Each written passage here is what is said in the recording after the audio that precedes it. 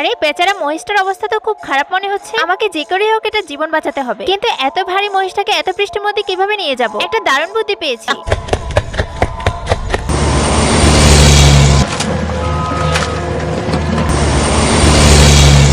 এ তো পুরো ময়লা পানির মধ্যে লেপ্টে ছিল। গায়ে থেকে ময়লাগুলো পরিষ্কার করে দিই, নয়তো আরো অসুস্থ হয়ে যাবে। ফ্রাইডে তুমি ডেকেছো আর ডক্টর ডেডপুল চলে এসেছে। আরে ডক্টর, দেখো আমার মহিষের কি হয়েছে। চিন্তা করো না, ইনজেকশন দিলে সকালে দৌড়তে থাকবে। আরে বাহ, আমার মহিষটা তো ঠিক হয়ে গেছে। এই নাও তরমুজ খাও, হয়তো তোমার খিদে পেয়েছে।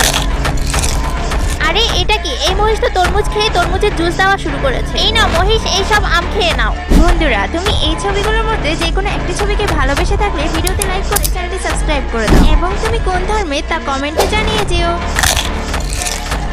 আরে এটা তো আমের জুস দিচ্ছে, তার মানে এটা যা খাবে তার জুসই দিবে। আরে ভেনম, এটা তো আমাদের ওই মহিষটা যেটাকে আমরা মেরে কালকে জঙ্গলে ফেলে দিয়ে এসেছি। কারণ এই মহিষটা সারাক্ষণ খেতেই থাকে আর কোনো দুধ দেয় না। আরে মাকড়সা, এই মহিষটা আমাদের ফেরত দিয়ে দে। তোমরা মিথ্যে বলছো, এটা আমি অসুস্থ খুঁজে পেয়েছি। মনে হচ্ছে তুই এইভাবে মানবি না, তোকে মজা দেখাতে হবে।